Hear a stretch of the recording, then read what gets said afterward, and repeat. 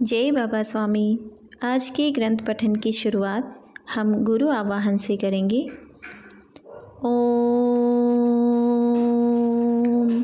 गुरुर्ब्रह्मा गुरुर्विष्णु गुरुर्देवो महेश्वराय गुरुर्साक्षात् परब्रह्मा तस्मै श्री गुरुवे नमः।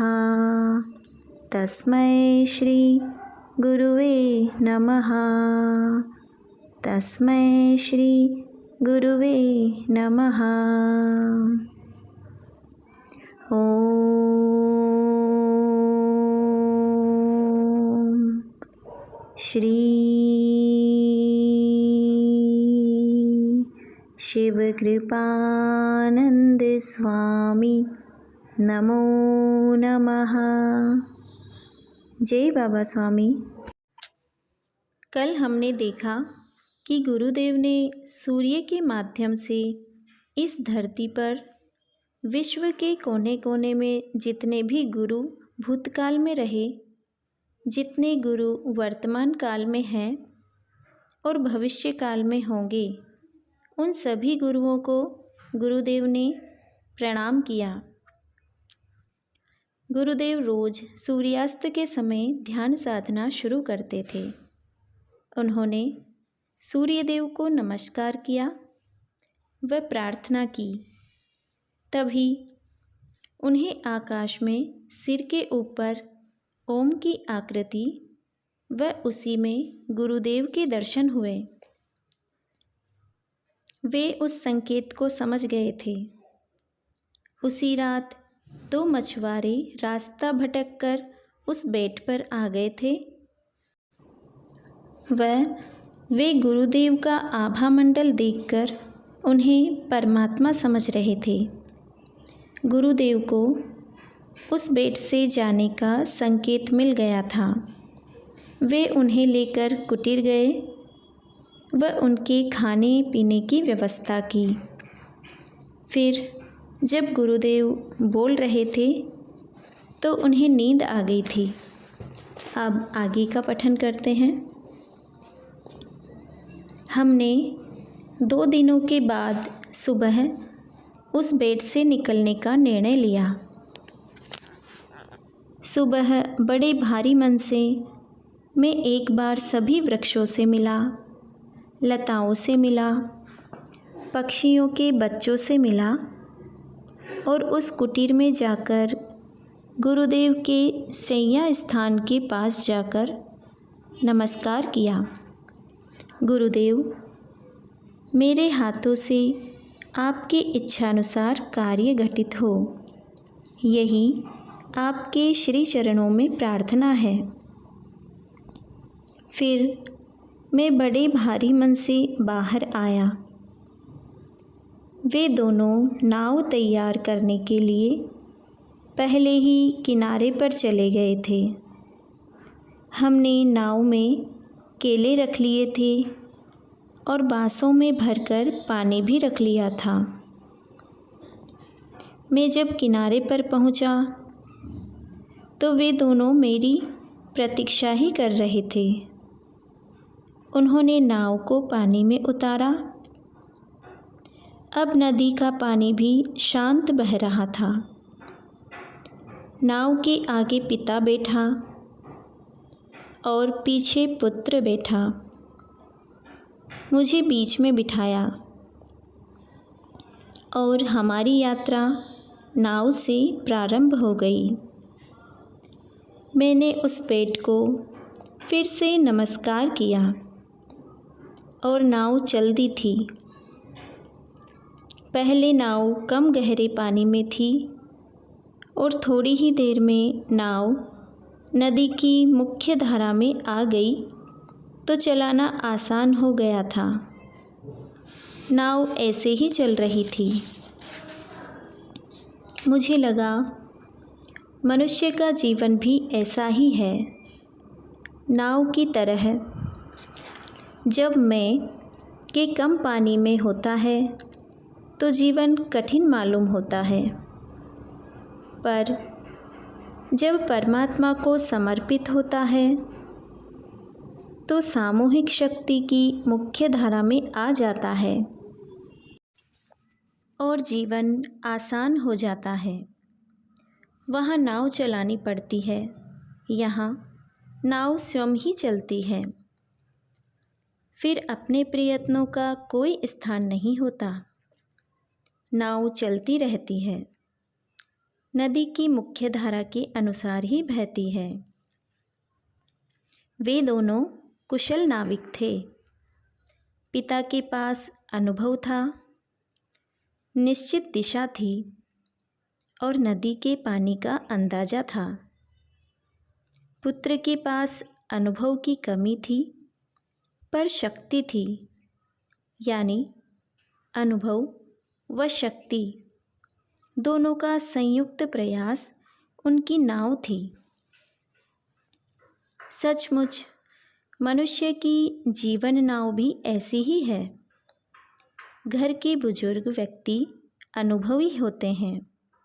वे अपने अनुभव के कारण नई पीढ़ी का मार्गदर्शन कर सकते हैं, पर कार्य करने की शक्ति उनके पास नहीं होती है, क्योंकि वे वृद्ध हो चुके होते हैं और युवा पीढ़ी शक्तिशाली होती है, पर उनके पास अनुभव की कमी होती है।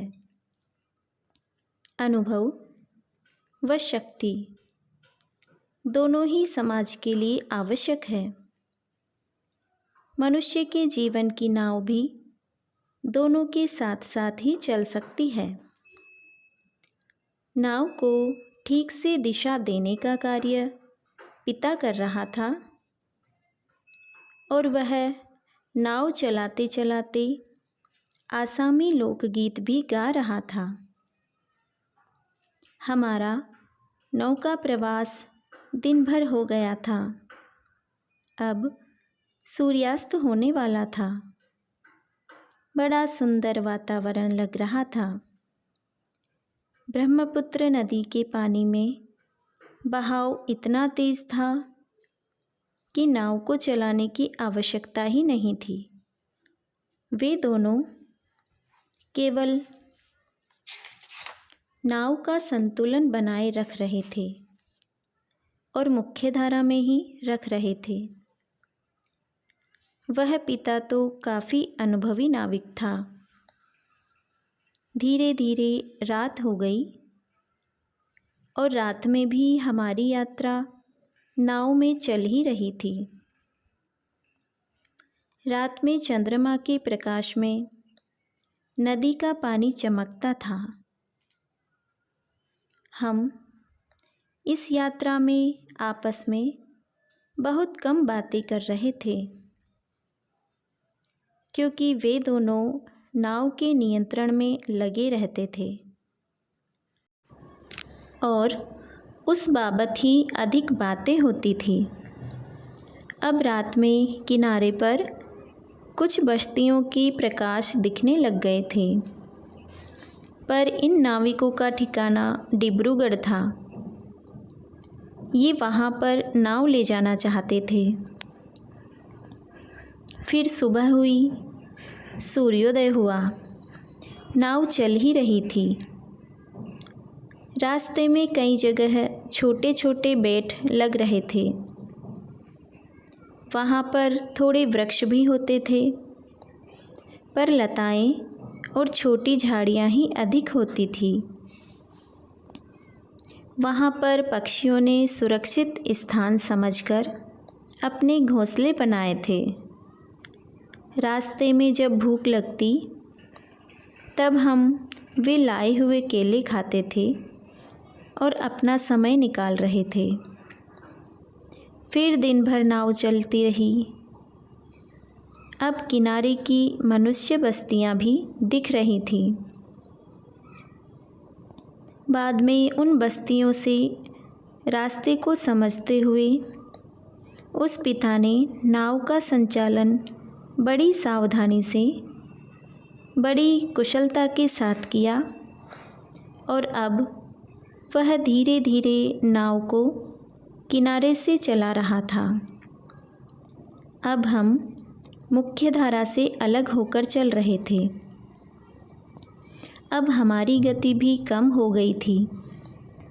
धीरे धीरे मनुष्य बस्तियां पास आती गई और डिब्रूगढ़ के पास एक गांव में उस पिता की बहन रहती थी। उनके गांव हम पहुँचे। तब तक शाम हो गई थी।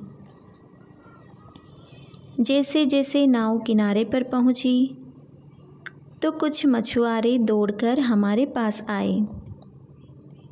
नाव को ऊपर खींचने में व बांधने में मदद करने लग गए। नाव को बांधकर हम ज़मीन पर उतरे। फिर उन मछुआरों ने आसामी में हमें पूछा किसके घर जाना है। फिर उन्होंने उस पिता की बहन के घर हमें पहुंचाया। वे पिता व पुत्र तो उस बहन के घर में रुके, पर मुझे पास के एक मंदिर में ठहराया। मेरे स्नान की व्यवस्था की। रात को उन्होंने भोजन भी ला कर दिया। मैंने खूब दिनों के बाद चावल खाए, क्योंकि बहुत दिनों से लाई के पत्ते, बाम्बू के पत्ते व अन्य पत्ते ही खा रहा था। इन सब के मन में मेरे लिए भययुक्त आदर का भाव रहता था। फिर 2 दिन वहाँ रुकने के बाद उन्होंने मुझे भी गुवाहाटी का टिकट निकाल कर दिया और 500 रुपये मेरे प्रवास खर्च के लिए भेंट किए। और वे भी अपनी नाव एक ट्रक में रखकर अपने घर रवाना हुए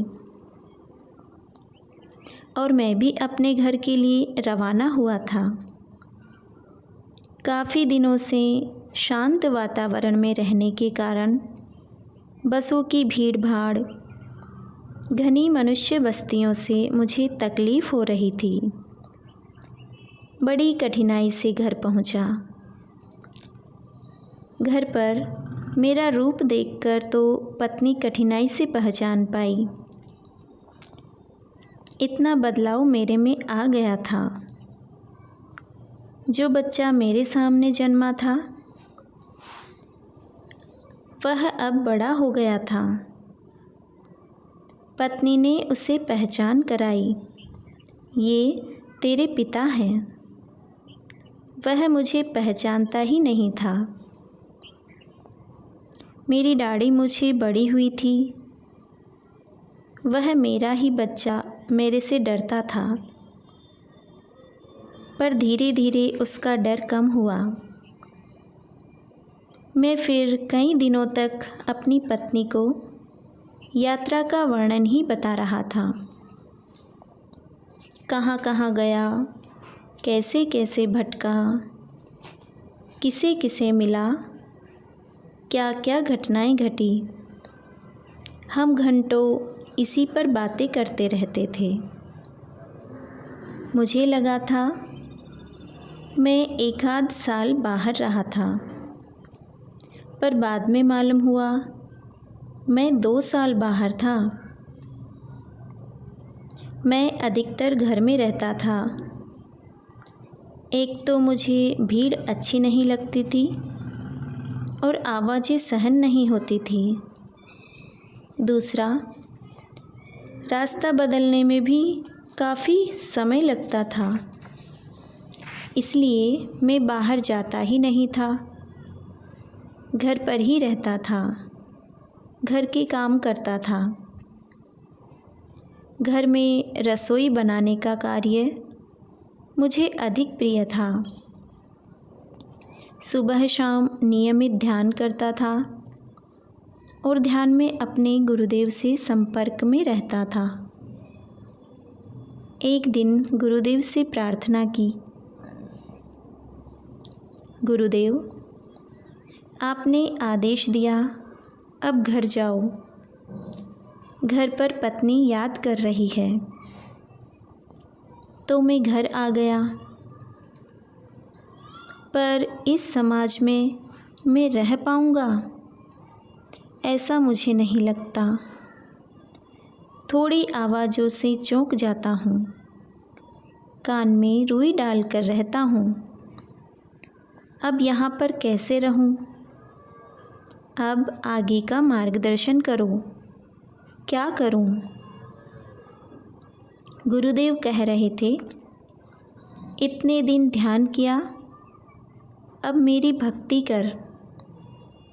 परमात्मा सर्वत्र ही है, सब स्थानों पर विद्यमान है। उसके दर्शन कर। परमात्मा सर्वत्र है, पर उस परमात्मा को देखने की दृष्टि प्राप्त कर, क्योंकि ध्यान मार्ग में मनुष्य अपने भीतर की यात्रा करता है और भीतर की यात्रा में इतना लीन हो जाता है कि वह परमात्मा के दर्शन अपने भीतर ही करने लग जाता है। यानी यह भी अति ही है। वह बाहर के परमात्मा के दर्शन कर ही नहीं पाता है, जबकि परमात्मा बाहर भी तो विद्यमान है। और भक्ति मार्ग में इसका एकदम उल्टा है। परमात्मा बाहर है और साधक भक्ति कर परमात्मा को किसी एक माध्यम के द्वारा पाना चाहता है और अनन्य भक्ति कर उस परमात्मा को पा भी लेता है। अनन्य भक्ति महत्वपूर्ण है। जब तक भक्ति की धारा को एक स्थान पर न केंद्रित किया जाए, तब तक हम परमात्मा को नहीं पा सकते हैं। हमें अपने आप को किसी एक स्थान पर केंद्रित करना होगा। यह ठीक वैसा ही है जैसे पानी की तलाश में हम कुआं खोदते हैं तो एक ही स्थान पर खोदते जाते हैं, तभी पानी लगता है, और एक स्थान पर ही अपना सारा ध्यान केंद्रित करते हैं और कुआं गहरा खोदा जाता है और पानी लग जाता है। पर कुआं खोदने के लिए अगर थोड़ा थोड़ा खूब जगह खोदा जाए तो पानी कभी लग ही नहीं सकता। ठीक उसी प्रकार जब तक किसी एक माध्यम की अनन्य भक्ति न की जाए, परमात्मा प्राप्त नहीं हो सकता है। पर भक्ति मार्ग में बाहर का ही परमात्मा मिलता है, भीतर के परमात्मा से हम अनजान रहते हैं। इसके ठीक विपरीत ध्यान में भीतर उतरा जाता है और परमात्मा को भीतर ही प्राप्त किया जाता है। पर इसके लिए कोई भीतर तक उतरा हुआ सद्गुरु मिलने की आवश्यकता होती है। पर फिर सारी खोज भीतर की ही चलती रहती है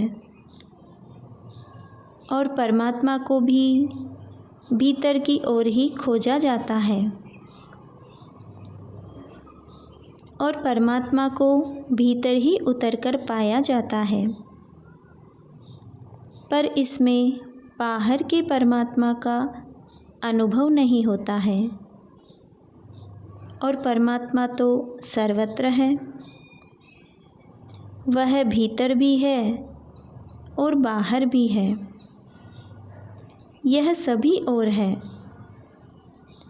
न यह पैदा हुआ है और न ही इससे मृत्यु प्राप्त है। परमात्मा की न तो कोई शुरुआत है और न ही कहीं अंत है। वह आदि व अंत इन दोनों से ही परे हैं। भक्ति मार्ग भी माध्यम में ही परमात्मा देखता है और ध्यान मार्ग यानी केवल स्वयं में परमात्मा की अनुभूति प्राप्त करना है। ये दोनों अति कठिन मार्ग हैं और आज के समय में इन दोनों को भी अपनाकर समाज में नहीं रह सकते हैं। गुरुदेव की इच्छा उनके ज्ञान को सामान्य से सामान्य मनुष्य तक पहुंचाने की थी, यानी और भी कोई आसान मार्ग होगा जिससे परमात्मा तक पहुंचा जा सकता हो। अब मैं भी इस मार्ग में इतना गहरा उतर गया था कि समाज में रहकर भी सामाजिक नहीं था। मेरी बातें लोगों की समझ में नहीं आ रही थी। लोग मेरी बातें सदैव ध्यान की ही होती थी तो मुझसे ऊबते थे। मैं किसी शादी में अगर गया तो मैं जिस कोने में बैठता था उस कोने में कोई नहीं आता था, क्योंकि लोग मेरी ध्यान की बातें सुन सुनकर बोर हो गए थे। मुझे ध्यान के अलावा और कुछ आता भी नहीं था और लोगों को इसमें रस नहीं था। मुझे परमात्मा की अनुभूति प्राप्त हुई थी और इसी कारण आत्मज्ञान मिला था,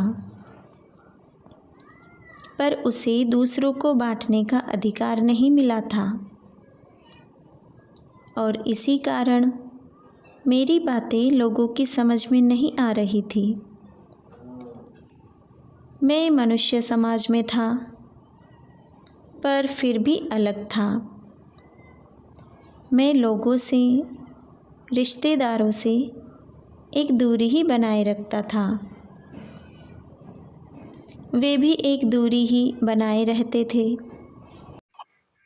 मैं समझ रहा था मैं साधनारत हूँ, पर मेरी साधना अभी पूर्ण नहीं हुई है और माँ बाप लगातार मैं कुछ व्यवसाय करूँ ऐसे पीछे लगे रहते थे।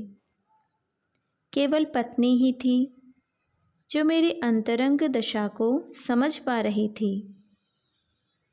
वे कहती थी, तुम अपनी आत्मा की आवाज़ सुनो, वह क्या कह रही है। आत्मा को सब ज्ञान होता है, क्या उचित है क्या अनुचित है। माँ बाप पुत्र मोह के कारण तुम्हें कह रहे हैं व्यवसाय करो, नौकरी करो, पर तुम्हें अगर नहीं लगता मत करो। तुम वही करो जो करने को आत्मा कह रही हो। एक दिन ध्यान में ही मुझे गुरुदेव का आदेश मिला। हिमालय में नामसाई शहर के पास परशुराम कुंड है, वहाँ पर पूर्णिमा के दिन पहुँचो। वहाँ पर हरि महाराज मिलेंगे। तुम्हारी अगली आध्यात्मिक यात्रा वहीं से प्रारंभ होगी। मैंने दूसरे दिन पत्नी को बताया और फिर उस यात्रा पर चल दिया। मैं वापस डिब्रूगढ़ आया। डिब्रूगढ़ से नामसाई ब्रह्मपुत्र नदी पार करके आया और फिर परशुराम कुंड की ओर चल दिया। यह हिंदू तीर्थ स्थान है। यहाँ पर भगवान परशुराम ने अपना परशु डुबोया था, इसलिए इस तालाब का पानी लाल है, ऐसी पौराणिक कथा है। मैं पहुँचा तब पूर्णिमा में 3 दिन बाकी थे। मैं वहाँ पहुँचकर गुरु महाराज का इंतज़ार करने लग गया। पूर्णिमा के दिन भी सुबह से इंतज़ार कर रहा था, पर शाम को गुरु महाराज को खोज सका। वे बड़े पेड़ों के बीच अपना आसन लगाए बैठे थे। मैं जैसे ही उनके पास पहुंचा तो मुझे इसलिए आश्चर्य हुआ कि वे शिव बाबा के समान ही दिख रहे थे। दोनों में बहुत साम्यता थी। ये गुरु महाराज भी एक कदम गोर वर्ण थे। इनकी उम्र 60-65 साल की ही लग रही थी। ऊंची कद काठी थी, सफ़ेद दाढ़ी थी, सफ़ेद शुभ्र बाल थे और बड़ी प्रभावशाली आँखें थीं। उन्होंने भी मुझे देखा तो हाथ से इशारा करके बुलाया। मैं उनके सामने झुककर नमस्कार करके बैठ गया। वे बोले, घर पर शांति से रहा नहीं जा रहा है। कैसे रहोगे? तुम घर में रहने के लिए बने ही नहीं। बैठो। मैं हर साल पूर्णिमा के दिन इस पवित्र स्थान पर आता हूँ। मुझे यहाँ परशुराम महाराज बुलाते हैं। मैं आता हूँ। कल मैं वापस हिमालय के पर्वत पर लौट जाऊँगा। तुम भी मेरे साथ चलना। आगे का मार्ग वहाँ है। दूसरे दिन सुबह उनके साथ मेरी यात्रा शुरू हुई। इस भाग में बड़े घने और ऊंचे वृक्षों के जंगल थे। हम दिन भर प्रवास करते थे और रात को किसी वृक्ष के पास विश्राम करते थे। कुछ जंगल ऐसे भी लगे जिन जंगलों में अवैध रूप से कटाई हो रही थी। बड़े बड़े वृक्ष काटे जा रहे थे। मनुष्य पैसों के लालच में वृक्षों को काट रहा था।